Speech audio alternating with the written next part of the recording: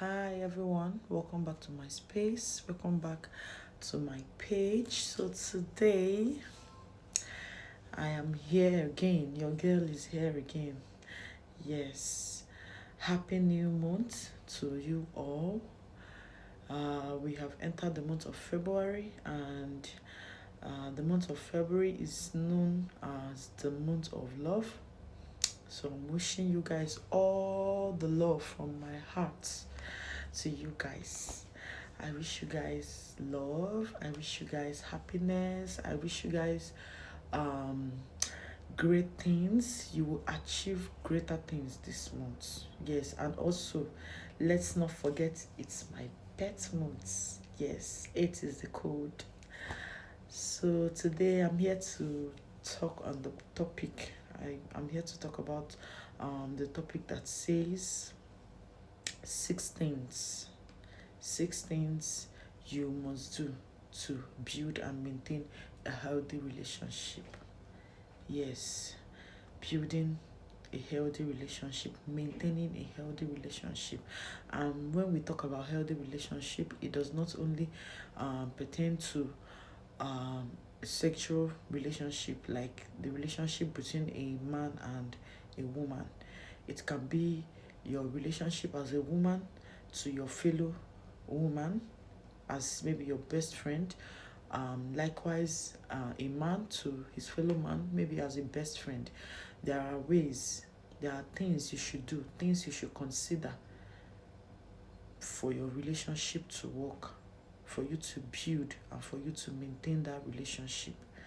Yes, there are some things you do. Building relationship is not just for one person. Yes, it has to be a collective effort from the two parties involved. Yes, two or more parties involved. It might be a relationship of 5 people in a group, 10 people in a group. It might be a relationship of 2 people. Yes, and this also, it applies also to the family relationship, couple. You know, you there are things you have to know, there are things you have to do in order to keep that relationship moving. The first thing is that you get to know yourself. This point is very, very important. You get to know yourself. You have to learn yourself. You have to know your dislikes, your likes, your limits. Yes, the things you can condone, the things you cannot condone. This will help you in order to uh, control another person. You cannot control a relationship if you do not know yourself, if you do not know your limit. If your partner does not know your limit, you can never ever be able to maintain a good relationship. You have to take time to appreciate yourself and get in touch with your emotions to be able to express yourself clearly and effectively.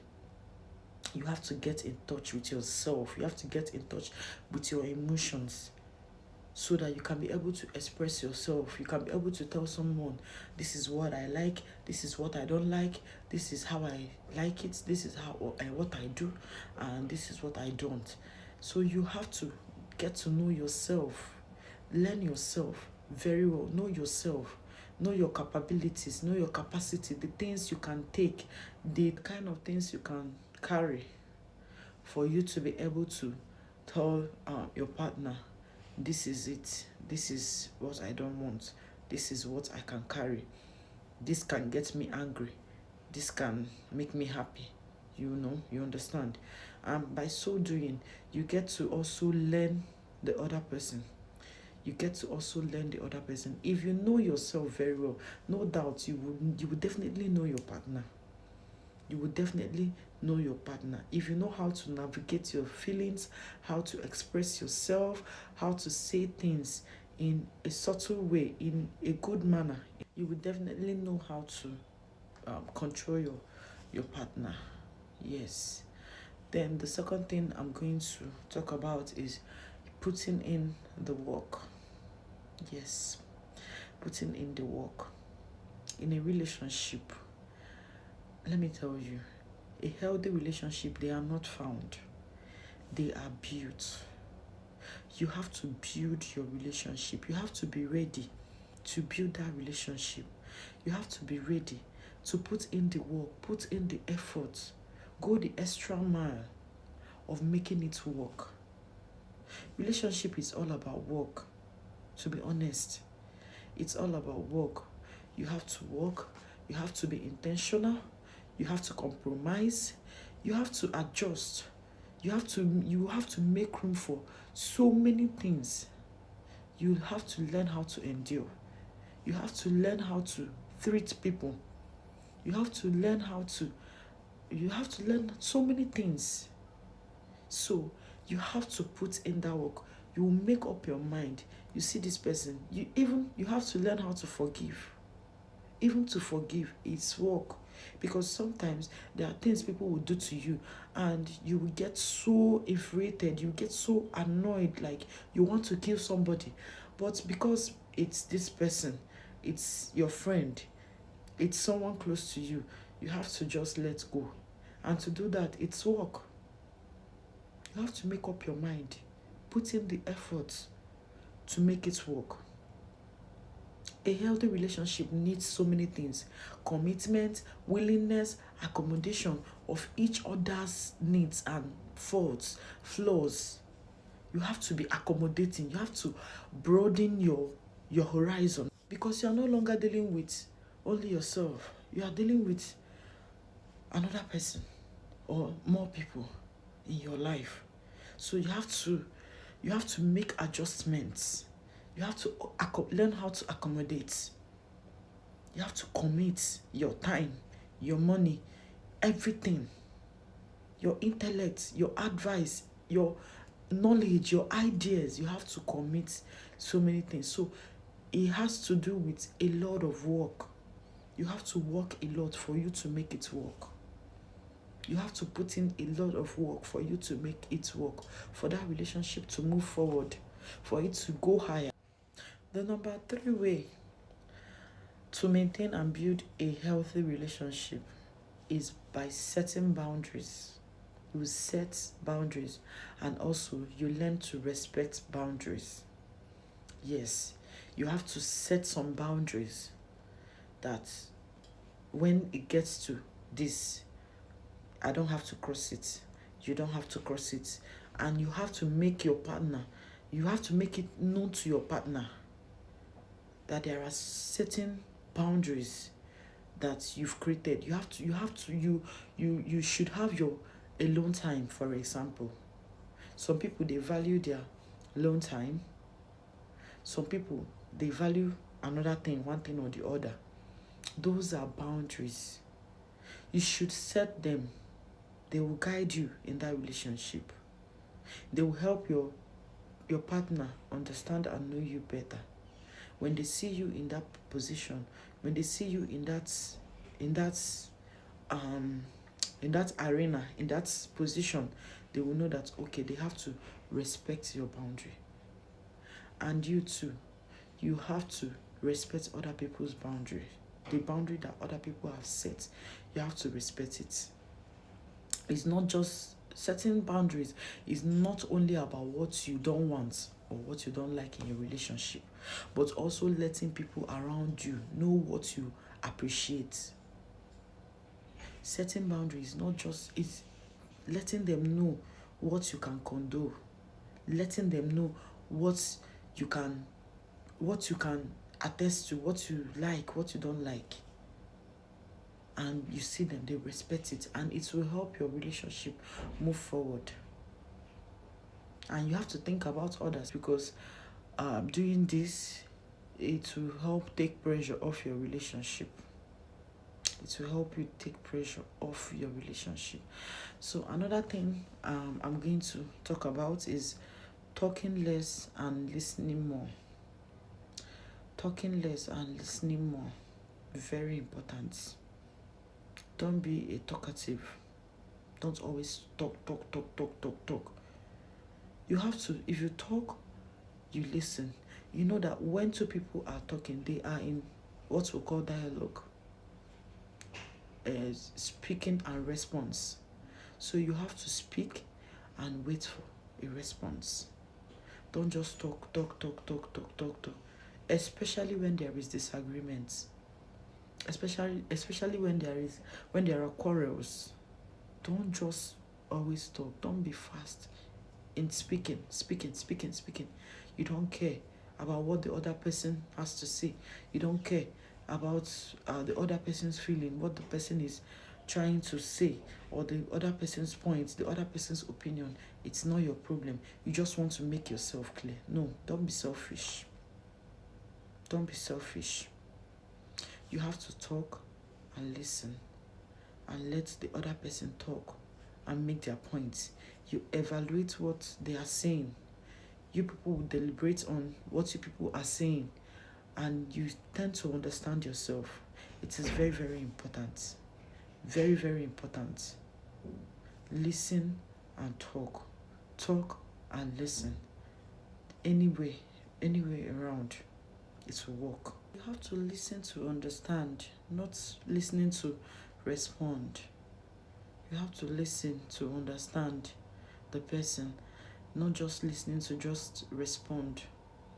When someone is talking to you, be attentive, listen. As you are listening, you are thinking about what the person is saying, the points the person is making, and that will help you evaluate and bring out a good response. Not just you're just listening. Maybe you will now pick something from what the person is saying and you start hitting on it. No. Then the fifth thing I'm going to talk about is let go of control. Yes, so many some people are so controlling. They tend to control everybody in their life, especially men. Also women. There are some women that loves control, but men, they love control. Learn to let go of control. Sometimes you just have to control only yourself. Knowing that you have to control only yourself, it will help save stress and time in your relationship. So many people, they want what they want is what I want that will happen in this relationship. It is what not thinking of what other person wants, what the other person wants. In a relationship, it has to do with the interest of two people coming together to bring out something beautiful. But when one person is so controlling that he or she wants everything to be about them, you see, there will be strains and there will be stress in your relationship.